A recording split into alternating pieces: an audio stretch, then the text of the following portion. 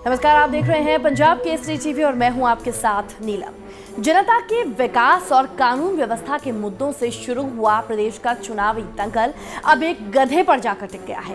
राजनीतिक सभाओं की अगर आप बात करें तो गधा सबसे बड़ा चुनावी मुद्दा क्या है। अब आप सोच रहे होंगे कि उत्तर प्रदेश का चुनाव अपने असली मुद्दों से भटककर आखिर एक गधे पर आकर क्यों टिक गया, तो इसकी वजह भी आपको बताते हैं। दरअसल इसकी शुरुआत हुई थी यादव के एक बयान से, जिसमें उन्होंने बॉलीवुड महानायक अमिताभ बच्चन से अपील करते हुए कहा था कि वो गुजरात के गधों का प्रचार बंद करें। गधे पर गहन चिंतन, मेन मुद्दों से कैसे भटकी राजनीति, गधा कैसे बना चुनावी मुद्दा।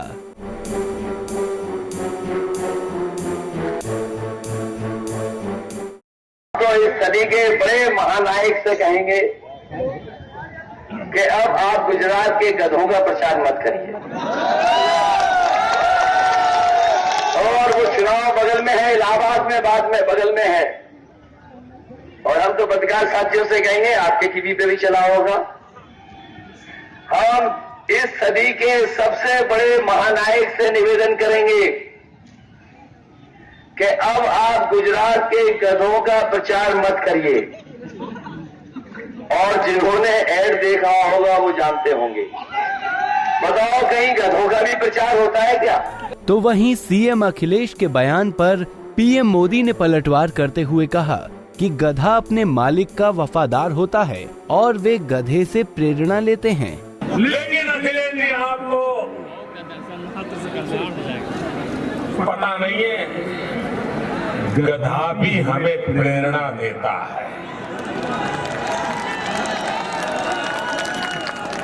गधा भी हमें प्रेरणा देता है। अगर दिल दिमाग साफ हो तो प्रेरणा ले भी सकते हैं। गधा अपने मालिक पे वफादार होता है।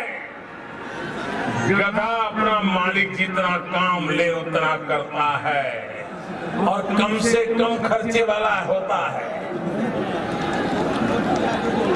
कम से कम खर्चे वाला होता है।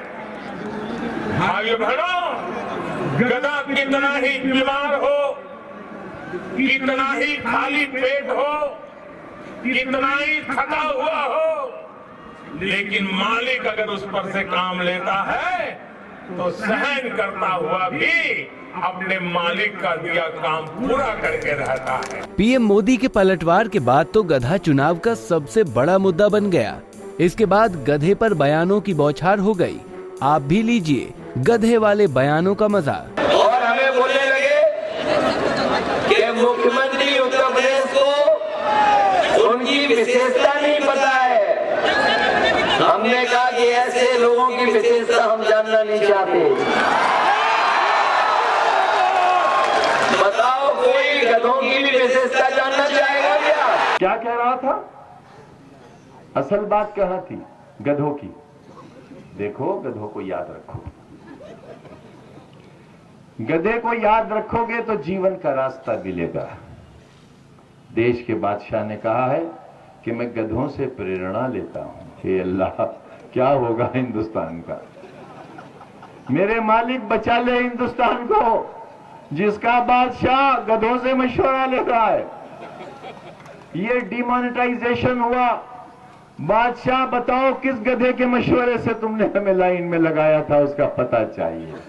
अब वो समय आ गया है जब आप अखिलेश को कहो कि आप कुछ दिनों के लिए फिर पढ़ाई करो, आराम से, शांति से, ठीक से पढ़ो, चीजों को समझो कि गुजरात के गधे और बाकी के गधे में क्या अंतर होता है, इसकी ठीक से स्टडी करो।